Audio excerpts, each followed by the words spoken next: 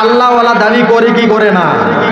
আসলে তারা দাবিদার সত্য না মিথ্যা? মিথ্যা দাবিদার। জি, তাদের ওই যে আমি প্রায় সময় বলে থাকি, বোতলের ভেতরে আছে বিষ, লেবেলে লেখা আছে মধু। বোতলের ভিতরে আছে কি? বিষ, উপরে লেবেলে লেখা রাখছে মধু। আমরা ওই রকম আল্লাহওয়ালা, ঠিক না বেটি? ঠিক না বেটি? কি বলে আল্লাহওয়ালা কারা? যারা আল্লাহর উপর বিশ্বাস করে। আর যারা আল্লাহর উপর বিশ্বাস করে তারা আল্লাহর কথা অবশ্যই দিল থেকে মুহাব্বত করবে, ভালোবাসবে। যেখানে আল্লাহ ও তার রাসূলের গান গুণগান গাওয়া হয়, এই আলোচনা হয়, সেখানে বসে যাবে।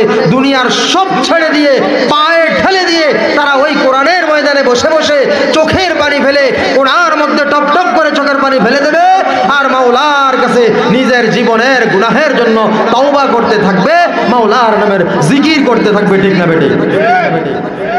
কিন্তু আমরা এখন আল্লাহর গোলাম, আল্লাহর প্রতি বিশ্বাস স্থাপন করি, আল্লাহ ওয়ালা দাবি করি, কিন্তু যেখানে আল্লাহ রসুলের কথা হয়, সম্মান গাওয়া হয়, কোরআনের তেলাওয়াত হয়, কোরআনের তাফসীর হয়, তরজমা হয়, নবীর কথা হয়, হাদিসের কথা হয়, সুন্নাত শিখানো হয়, সেখানে বসতে চাই না।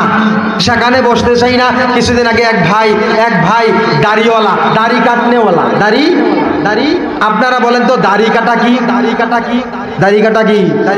দাড়ি কাটলে মানুষ কি হয়? ফাসেক। কি হয়? ফাসেক। দাড়ি রাখা ওয়াজিব। দাড়ি রাখা কি? ওয়াজিব। কোন ব্যক্তি দাড়ি যদি কেটে ফেলে, এক মুষ্টির নিচে ছেটে ফেলে, সে কি হয়? ফাসেক। আপনাদেরকে বুঝাই দিলাম। আজ থেকে আপনারা এটা মনে রাখবেন তো ইনশাআল্লাহ। হ্যাঁ, দাড়ি কাটা ব্যক্তি, দাড়িওয়ালা, দাড়ি কাটা ব্যক্তি, তার সাথে আমার মানে আমি এক জায়গায় বসেছি, তিনিও পাশাপাশি বসে চা খাচ্ছে এক দোকানে। তো আমি কোনো একটা কাজে বসেছি, তো তিনি কোনো এক কথার আলোচনা করতে যাইয়া বলে ফেলছে যে হুজুরে যখন ওয়াদা করায়, আপনারা আমার সাথে হাত তুলে ওয়াদা করেন দাড়ি রাখবেন, এই কথাটা বলবে ভাব, এমন সময় ফিল্ডের থেকে উঠে দৌড়ে চলে আসছে। হ্যাঁ, কেমন আল্লাহওয়ালা। এমন সময় কি করছে? মাহফিলের ফিল্ড সাইরা চলে গেছে। হুজুর এখন ওয়াদা করাইবো, হাত তুললা কোন জীবনে দাড়ি কাটবো না। এখন হুজুরের সাথে ওয়াদা করলে তো আজ থেকে দাড়ি রাখতেই হবে। এই জন্য সে ফিল্ড সাইরা চলে গেছে।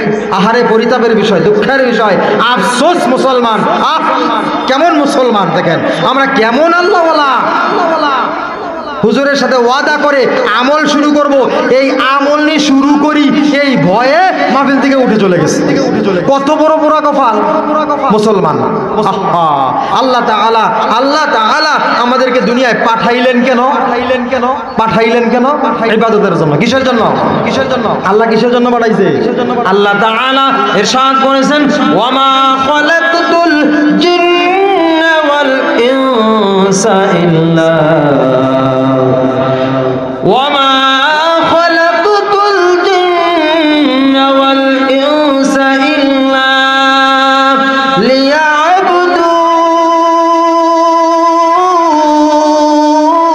ليعبدون مسلماني بود گردن هذا عنان خود بدست خاجہ دادن گرب صورت آدمی انسان بودے احمد بو جہل حمق سابودے آدمیت لازم مسعود را گھر بونا باشد حجاماز ও মুসলমান,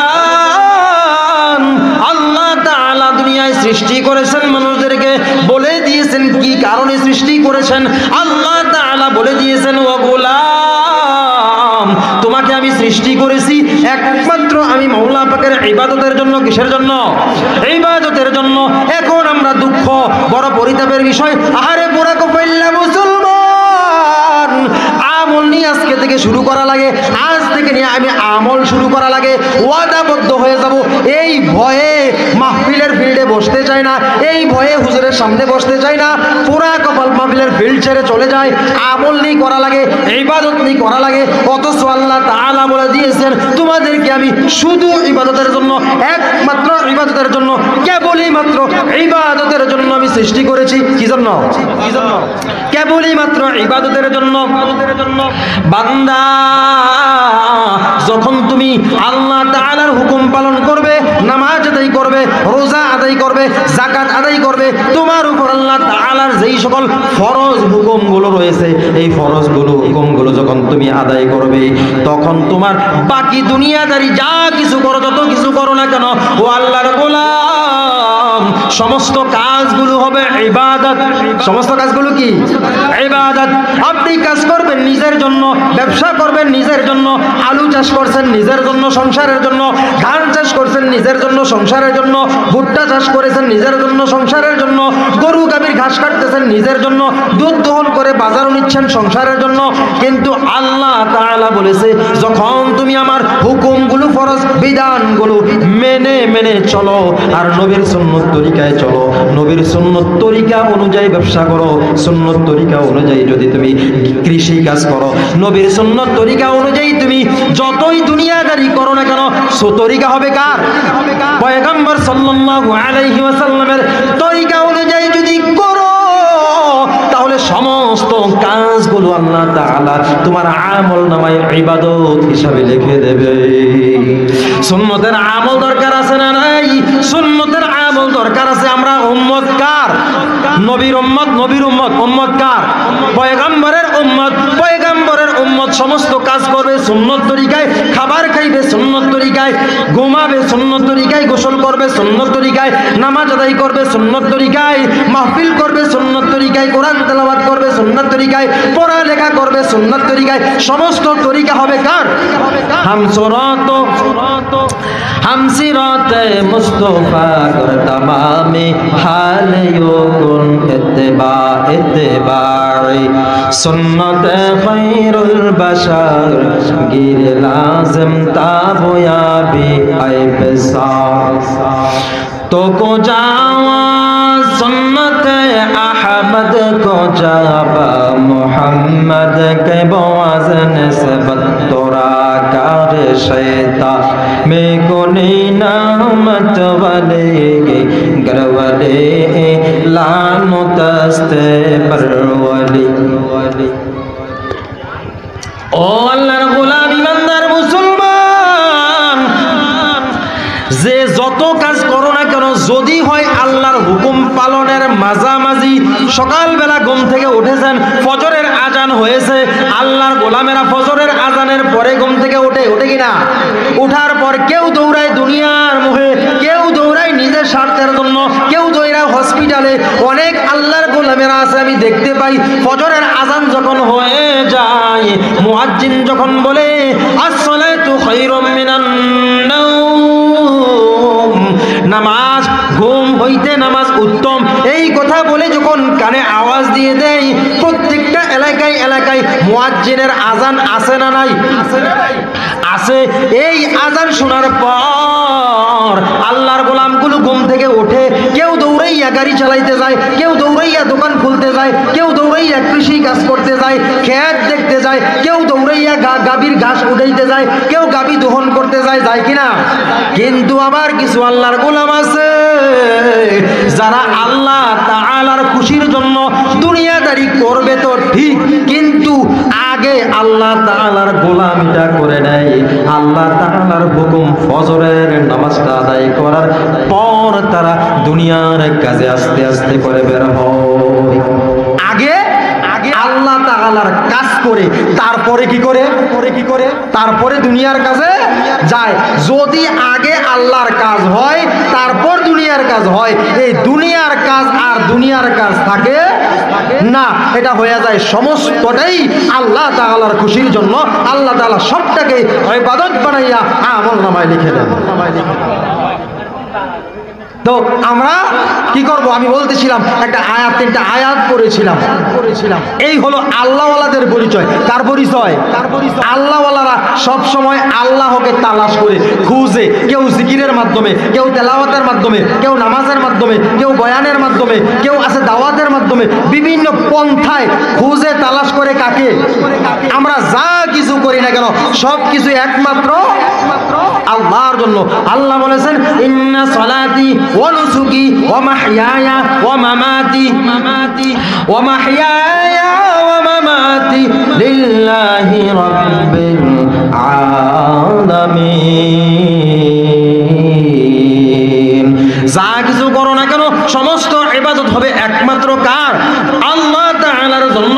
যেখানে আল্লাহ তাআলার জন্য আপনি কৃষি কাজ করবেন, এই আল্লাহ তাআলার খুশির জন্য, এইটা এখানেও আল্লাহকে তালাশ করা হবে। আল্লাহ তাআলার জন্য কোরআন তেলাওয়াত করবেন, আল্লাহকে তালাশ করা হবে। আল্লাহ তাআলার জন্য নামাজ পড়বেন, আল্লাহকে তালাশ করা হবে। আল্লাহ তাআলার খুশির জন্য ওয়াজ শুনবেন, আল্লাহকে তালাশ করা হবে। আল্লাহ তাআলার খুশির জন্য দাওয়াত দেবেন, আল্লাহকে তালাশ করা হবে। অর্থাৎ যে যেই কাজ কর্ম করেন না কেন সবগুলোর নিয়ত হবে একমাত্র মাওলার খুশি, দুনিয়ার কাউকে খুশি করার জন্য নয়, নিজেকে খুশি করার জন্য। খুশি হবে কার? একমাত্র আল্লাহর। আল্লাহ তাআলার খুশি যেই ব্যক্তি খুশির জন্য সবকিছু করবে তিনি হলেন আল্লাহওয়ালা। কি ওয়ালা? আল্লাহ ওয়ালা। আমি আল্লাহওয়ালার আলোচনাই তো করতেছি। কি বলে? যিনি আল্লাহওয়ালা, আল্লাহকে তালাশ করলে লাভ না ক্ষতি? লাভ। একটু ছোট্ট একটা উদাহরণের মাধ্যমে আমি বলে দিই, আপনারা দেখেন। হ্যাঁ, একজন ছোট্ট নাবালেগ শিশু, বয়স 7 থেকে 8 বছর। বয়স 7 থেকে 8 বছরের একজন শিশু 1 টাকা নিয়ে এক বাজারে গেছে, যাইয়া এক দোকানিকে বলতেছে, ও দোকানদার ভাই, আমার 1 টাকা দিয়ে আল্লাহ দাও। সুবহানাল্লাহ। কি বলে? 1 টাকা দিয়ে আল্লাহ দাও। দোকানদার বলছে, নিশ্চয়ই ছেলেটাকে কেউ খারাপ পরামর্শ দিয়েছে, আর না হয় এত ছোট্ট একটা শিশু যার বয়স 7 বছর 8 বছর, সে 1 টাকা নিয়ে দোকানে আল্লাহ কিনতে আসে। কারণ কি? অবশ্যই আপনার কাছে বললেও আপনি রেগে যাবেন, এটা রেগে যাওয়ার কথাই। ছেলেটা বলছে, ও ভাই, তোমার কাছে কি আল্লাহ আছে? আমাকে 1 টাকার আল্লাহ দাও। এই কথা বলার সঙ্গে সঙ্গে ওই দোকানদার গোলাম, ওই দোকানদার আল্লাহর গোলাম ওই ছোট্ট বাচ্চাটাকে ধাক্কা মেরে দূরে সরিয়ে দেয়। এরপর বাচ্চাটা উঠে শরীরের ধুলা বালিগুলো মুছে আবার আরেক দোকানের সামনে যায়।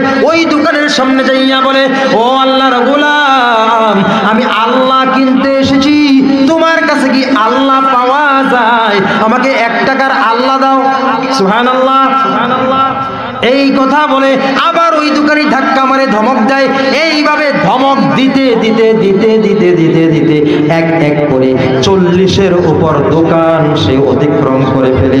প্রত্যেক দোকানদার তাকে মা বাপ তুলে গালিগালাজ করে ধমক দেয়, দাঁড়িয়ে দেয়, শুধু বলতেছে আমাকে 1 টাকার আল্লাহ দাও। শেষ ছেলেটা যখন ক্লান্ত হয়ে যায়, যখন ক্লান্ত হয়ে দুর্বল হয়ে পড়ে যায়, এমন সময় বাজারের শেষ মাথায় এক কন্যারে যাইয়া ঘাম ঝরতেছে, চোখের পানি পড়তেছে, এমন অবস্থায় 1 টাকার কয়েন হাতে নিয়ে ওই শিশু আল্লাহর গোলাম এক পাশে বসে বসে টেনশনে পড়ে আছে, আমি কোন বাজারে আল্লাহ কিনতে আসলাম? যেই বাজারে আল্লাহ কিনতে এসেছি এই বাজারে কোনো আল্লাহ পাওয়া যায় না। এই বাজারে কি পাওয়া যায় না? আল্লাহ পাওয়া যায় না। আমি কই আইছি, এই জায়গায় তো আল্লাহ নাই। ছেলেটা বলতেছে, তাহলে আমি ভুল বাজারে এসেছি। এমন সময় একজন বৃদ্ধ দোকানদার ওই আল্লাহর গোলাম ডাক দিয়ে বলে, ও বাবা, কি জন্য তুমি এত ক্লান্ত পরিশ্রান্ত, কাঁদছো কেন, চোখের পানি কেন পড়ছে? আমাকে তোমার দুঃখ বেদনা বুঝাও, আমি তোমার জন্য কিছু করতে চাই। বাচ্চাটা ভাবলেন, যেই কথা আমি বলেছি 40-এর উপর 40-এর অধিক দোকানদার আমাকে দূর দূর করে তাড়িয়ে দিয়েছে, আর এখন একজন বৃদ্ধ বাবার কাছে আবারও যদি সেই কথা বলি তাহলে হয়তো সেও আমাকে মারতে ধরবে অথবা মারবে। বলতে চাচ্ছে না ওই বৃদ্ধ বাবা, বলছে, ও ছোট বাবু, তুমি বলো কি হয়েছে, কেন কাঁদছো, চোখের পানি কেন, তুমি ক্লান্ত হয়ে কেন এক চিপায় বসে আছো, আমাকে তোমার দুঃখ বেদনা জানাও। ওই ছোট্ট বাচ্চা কয়েকবার জিজ্ঞাসা করার পর তখন বলতেছে, ও আল্লাহর গোলাম, আমি আল্লাহ কিনতে এসেছি। আমার মা না, আমার বাবা নাই, আমার বড় ভাই নাই, চাচা নাই, জেঠা নাই, আমার অভিভাবক বলতে দুনিয়ায় কেউ নাই। আমার একজন মা ভিক্ষা করে মানুষের দরওয়াজায় দরওয়াজায় কাজ করে হাতে সাহায্য চেয়ে তারপর আমাকে লেখাপড়া করান, আমাকে খাওয়ান, বরণ পোষণ করেন, লালন পালন করেন। ওই মা দুঃখিনী মাস কয়েকদিন হসপিটালের বারান্দায় ডাক্তাররা আমার মাকে চিকিৎসা করতেছে না, চিকিৎসা করে না।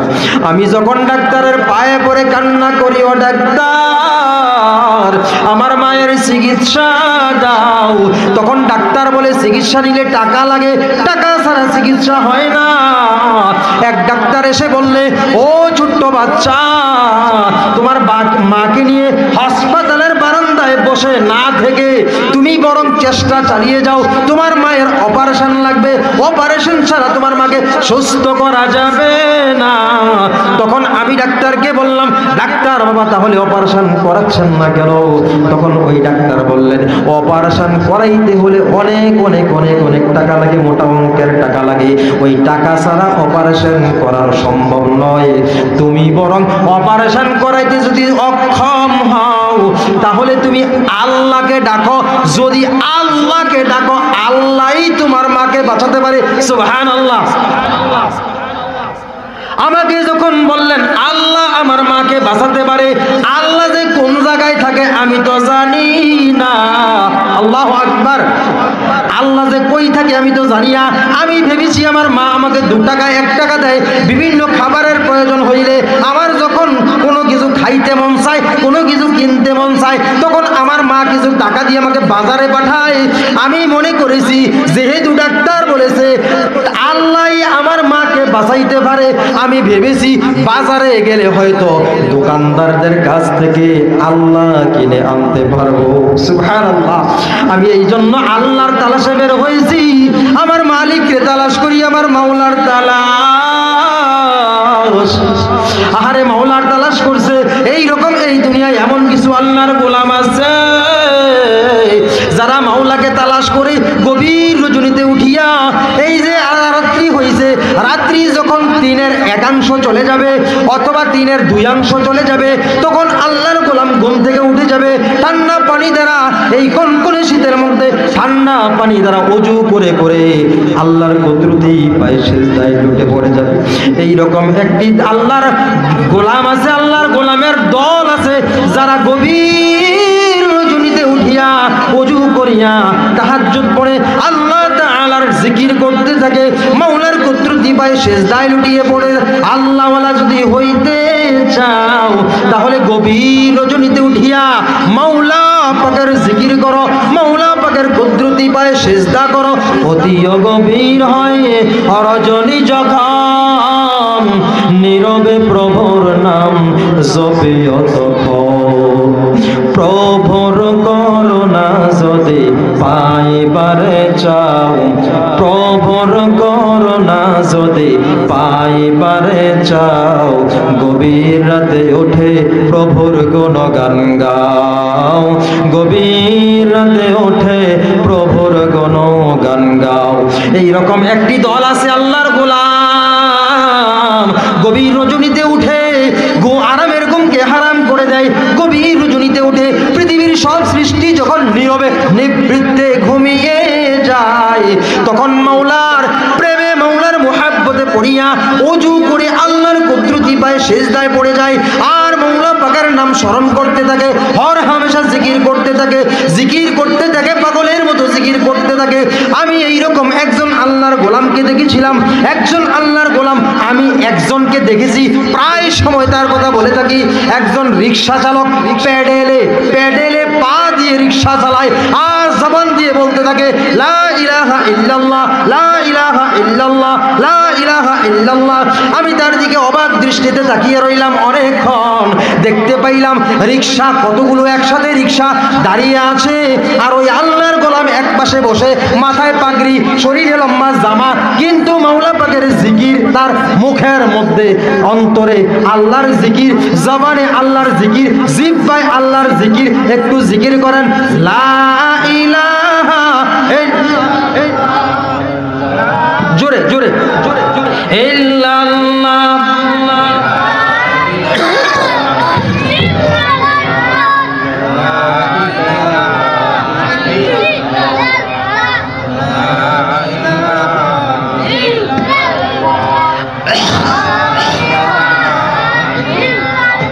লা ইলাহা ইল্লাল্লাহু মুহাম্মাদুর রাসূলুল্লাহ। আমি দেখলাম ওই রিকশাওয়ালা প্যাডেলের রিকশা, পায়ে রিকশা চালায়। এখন তো রিকশা অটো বের হয়েছে কিনা,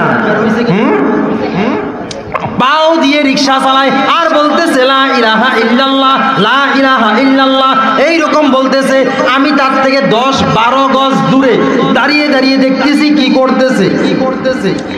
দেখলাম তার সামনে দিয়ে অনেক মহিলারা, অনেক ভার্সিটির ছাত্রীরা, কলেজের ছাত্রী ছাত্র তার সামনে দিয়ে এসে, অনেক কর্মচারী কাজ করে চাকরি করে বিভিন্ন অফিস আদালতে যায়, এই স্ট্যান্ড এসে এসে তার সামনে দিয়ে যায়, যাইয়া অন্য রিকশাওয়ালাকে কন্ট্যাক্ট করে, অন্য রিকশাওয়ালাকে ভাড়া করে করে করে নিয়ে যাচ্ছে। এইরকম 6-7টা 8টা রিকশা চলে গেল, তাকে কেউ জিজ্ঞেস করছে না। আমি অনেকক্ষণ দাঁড়িয়ে রইলাম। আমি ভাবলাম তাকে নিয়ে একটু ঘোরাফেরা করে আসি। আমার অবশ্য কোনো ঘোরাফেরার কাজ নাই, আমি ওখানে বেড়াতে গিয়েছিলাম। আমি বললাম, ভাই তোমাকে নিয়ে 1 ঘন্টা ঘুরবো, কত টাকা নেবে? 1 ঘন্টা ঘুরবো। আমার খুব মায়া হয়েছে। 7-8টা ভাড়া চলে গেল, তাকে কেউ জিজ্ঞেস করে না, অথচ তিনি সামনে বসে আছে। তিনি কি করছেন? মুখে বলতেছেন লা ইলাহা ইল্লাল্লাহ, লা ইলাহা ইল্লাল্লাহ, এইরকম জিকির করতেছে। জিকির এইরকম জিকির করার কারণে এই যে বর্তমান যুগের ছেলে মেয়েগুলো, বর্তমান আধুনিক যুগের ছেলে মেয়েগুলো, তাকে কেউ জিজ্ঞেস করছে না। মুরব্বী কাকু জিকির করতেছে, পাগড়ি ভরা লম্বা জামাওয়ালা, এই জন্য তার রিকশায় কেউ চড়তে চায় না। তাকে ওভারটেক করে, তাকে পার হয়ে অন্য রিকশাগুলোকে কন্ট্যাক্ট করে নিয়ে যাচ্ছে। আমি তখন তাকে 1 ঘন্টার জন্য কন্ট্যাক্ট করলাম। ও ভাই, আমি তোমার সাথে যাব, আমি তোমাকে নিয়ে কিছুক্ষণ ঘোরাফেরা করব, কত টাকা নেবে? 1 ঘন্টায় কয় টাকা কামাতে পারো? বলল, বসে থাকি 1 ঘন্টায় যদি 1টা অথবা 2টা অথবা 3টা ভাড়া হয় 150-200 টাকা কামাতে পারি। আমি বললাম, ঠিক আছে, যত টাকা কামানোর একটা আনুমানিক বলেছ আমি তাই দেবো, 1 ঘন্টা আমাকে নিয়ে ঘুরো। বলো, একটা না ঘুরলে তো আরো কিছু বেশি দেওয়া লাগে। আমি বললাম, তাই দেবো, চলো। গাজীপুর এলাকার কথা, তাকে নিয়ে আমি ঘুরতে শুরু করলাম। আমার কোনো প্রয়োজন নাই। আমি বললাম, সামনের মার্কেটটা দেখবো, ওইখানের স্ট্যান্ডটা দেখবো, এইরকম বলে মেন রাস্তায় ঘুরতেছি। আমি অবশ্য এত কিছু চিনি না, ঘুরতেছি। আর জিজ্ঞাসা করলাম, ও রিকশাওয়ালা ভাই, তোমার মুখ থেকে সব সময় লা ইলাহা ইল্লাল্লাহ, লা ইলাহা ইল্লাল্লাহ জিকির বের হইতেছে। আমি দেখতে পাই তোমার সাথে কথা বলতে সাহস পাচ্ছি না, একটু কথা বলি, কিছু জিজ্ঞেস করি, জবাব দাও। বলে, জিজ্ঞাসা করতে থাকেন, আপনার কথার জবাবও দেব, জিকিরও করব। সুবহানাল্লাহ, আপনার কথার জবাবও দেব, জিকিরও করব। আমি বললাম, তুমি যে এইভাবে জিকির করছো, মানুষ তোমাকে পাগল বলছে, এই জন্য তোমাকে ওভারটেক করে অন্য রিকশাওয়ালাকে কন্ট্যাক্ট করছে। তোমাকে বাদ দিয়ে তুমি সামনে বসে আছো, তোমাকে কেউ নিচ্ছে না, আরেক রিকশা নিচ্ছে। তোমার পেছনের রিকশাকে কন্ট্যাক্ট করছে, তোমাকে নিচ্ছে না। এই জন্য তোমার মুখ থেকে, তোমার জবান থেকে, তোমার জিহ্বা থেকে আল্লাহ তাআলার জিকির বের হইতেছে, আর তোমাকে মানুষ পাগল বলছে।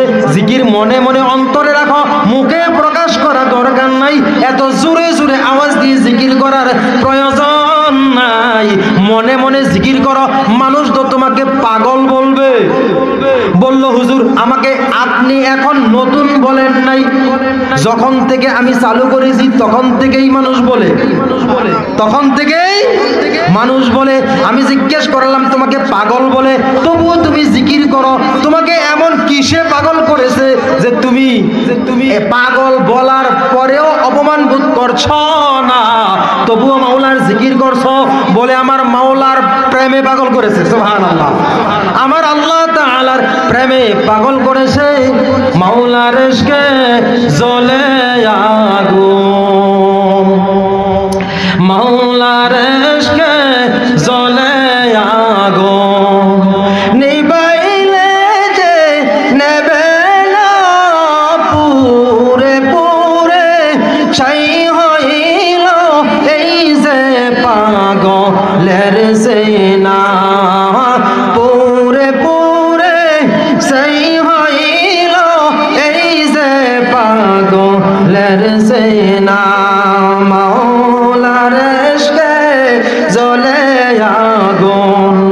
মাওলার ইশকে জ্বলে আগুন নিবাইলে যে নেবে না পুরে পুরে ছাই হইল এই যে পাগলের সিনা পুরে পুরে ছাই হইল এই যে পাগলের সিনা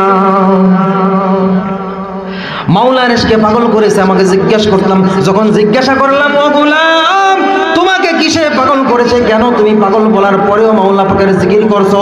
বলল মাওলা পাকের আগুন আমাকে পাগল করে ফেলেছে, মাওলা পাকের প্রেম আমাকে পাগল করে ফেলেছে। আমাকে পাগল বলুক আর যাই বলুক না কেন, যে যেমন চায় বলতে থাকো, তাদের বলা হলো তাদের বাক স্বাধীনতা, তারা ইচ্ছা অনুযায়ী বলতে পারে। আর আমি যেইটা বলছি সেইটা আমার মুখ থেকে পৃথিবীর কোনো শক্তি নাই, একমাত্র মাওলার হুকুম ছাড়া আর কোনো শক্তি আমার জবান থেকে জিকির বন্ধ করতে পারে না। আমি জিজ্ঞেস করলাম, এত কিছু বলার পরেও তুমি জিকির করো? বলে হ্যাঁ, আমাকে সবসময় মানুষ এটা বলে। আমি অন্য রিক্সাওয়ালাদের কাছ থেকে আরো বেশি, তারা যদি 1000 টাকা কামায় আমি 600 টাকা কামাই, তারা 1500 টাকা কামায় আমি 1000 টাকা কামাই, প্রত্যেকটা গাড়ির থেকে 500-400 কম কামাই, তবুও আমি মাওলার জিকির করি।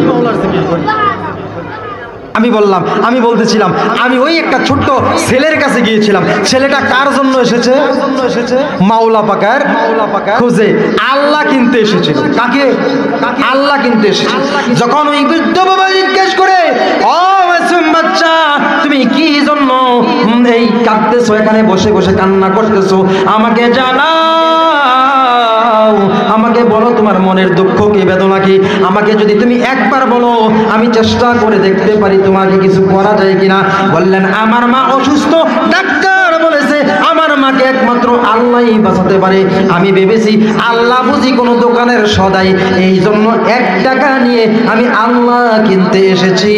এখন কাকা আপনি বলেন, এই দোকানে কি আল্লাহ বেচা কিনা হয় না? এখানে কি আল্লাহ বেচা কিনা হয় না? তাহলে কেউ আমাকে দিল না, আমাকে তিরস্কার করছে, ধাক্কা দিয়ে তাড়িয়ে দিচ্ছে, গাল দিচ্ছে, কারণ কি?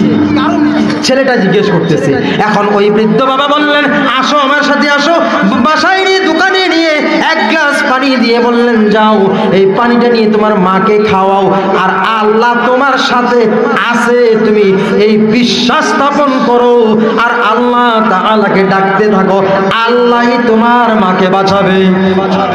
এই কথা বলার পর ওই শিশু বাচ্চাটা 1 গ্লাস পানি নিয়ে হসপিটাল চলে যায়। হসপিটালের বারান্দায় মা শুয়ে আছে। মাকে গিয়ে বললেন, মা আমি আল্লাহ নিয়ে এসেছি। এখন আল্লাহ তার হাতে না অন্তরে? অন্তরে। জি, আল্লাহ কোথায়? তার অন্তরে। তার বিশ্বাস আল্লাহ আমি সাথে নিয়ে এসেছি, তার এটা তার বিশ্বাস। এই জন্য আল্লাহ তাআলা বলেছে, আল্লাযীনা আমানু ওয়া কানু ইয়াত্তাকুন। মনে আছে? আল্লাহর ওলি কারা? যারা আল্লাহর উপর বিশ্বাস স্থাপন করে এবং আল্লাহর ভয় অন্তরে লালন পালন করে। আল্লাহর বিশ্বাস থাকলে কিভাবে আল্লাহ তাআলা আল্লাহর গোলামদেরকে বাঁচায় এটা দেখাইতেছি।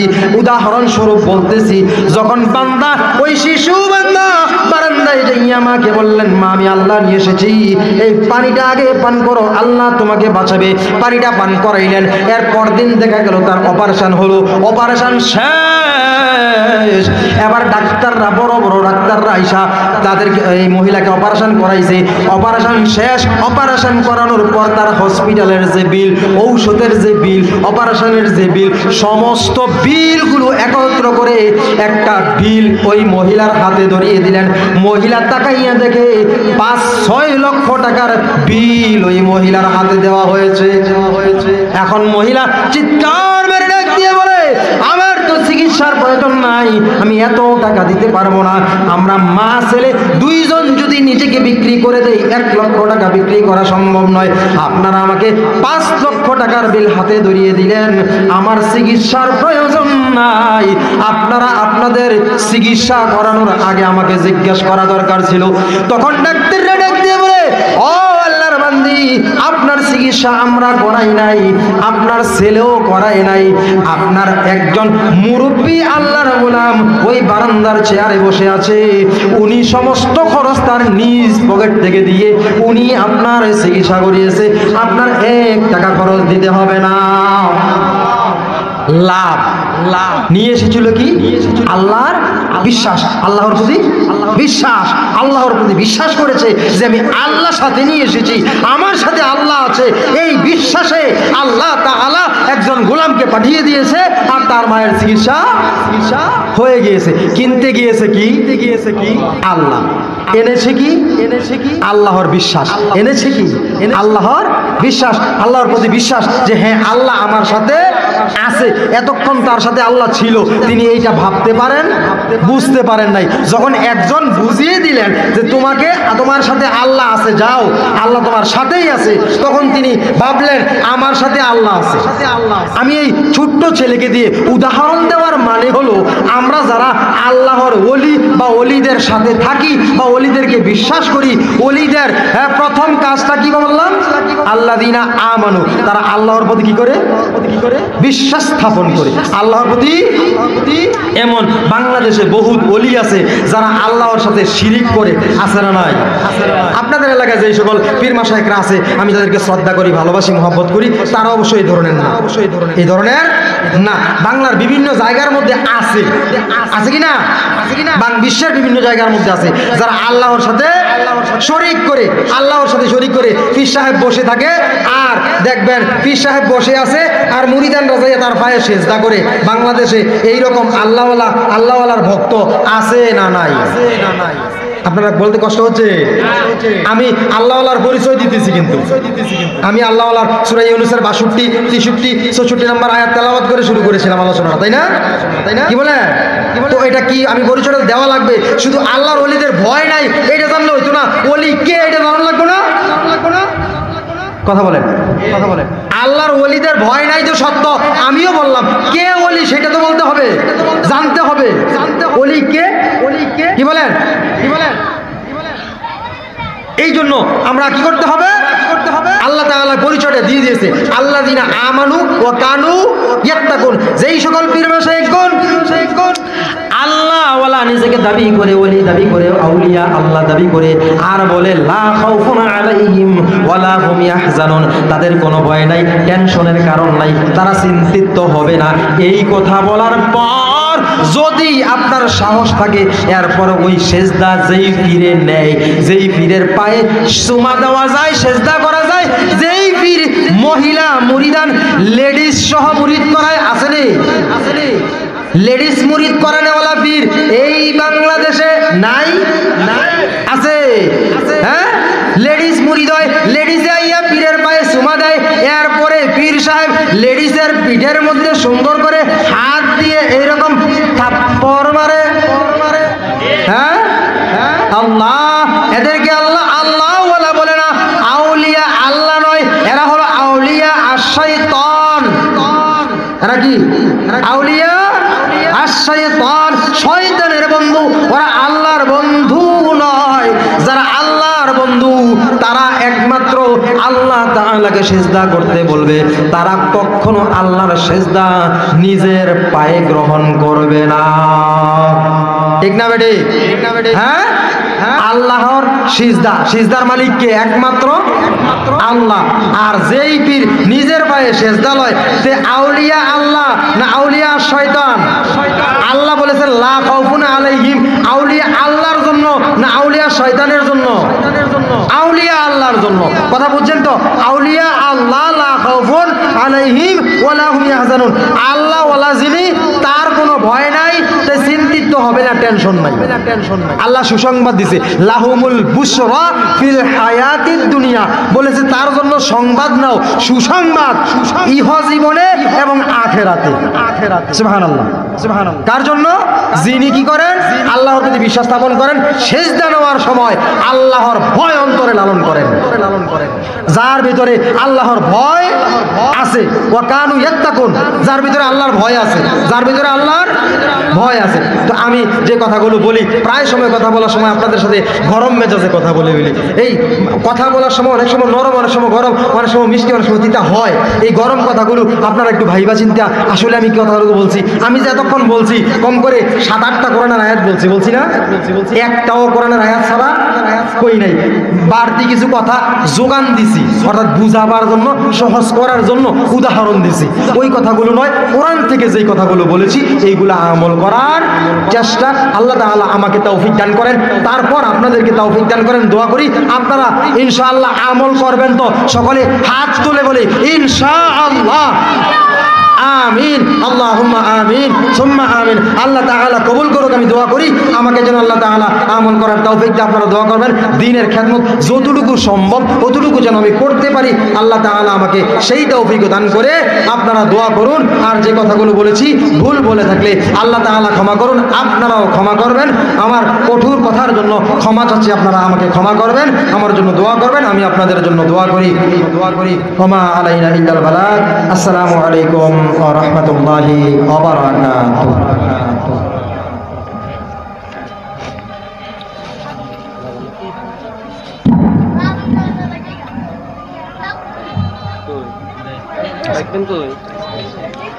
এই বাইকে আসে না,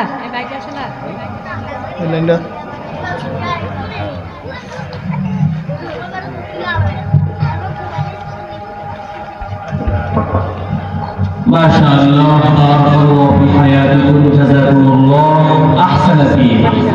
সম্মানিত উপস্থিতি, এই পর্যায়ে সালাতুল ইশার আযান হবে। আযানের পরে 7টার সময় মসজিদে সালাতুল ইশারের জামাত অনুষ্ঠিত হবে। আমরা সবাই স্টেজের উত্তর পাশে ইস্তেজা আছে, মসজিদের উত্তর পাশে ওযুখানা আছে। বৃদ্ধ যারা আছে আমরা ওযুখানা না যেয়ে, গাবলায় না যেয়ে ওযুখানায় ওযু করবো।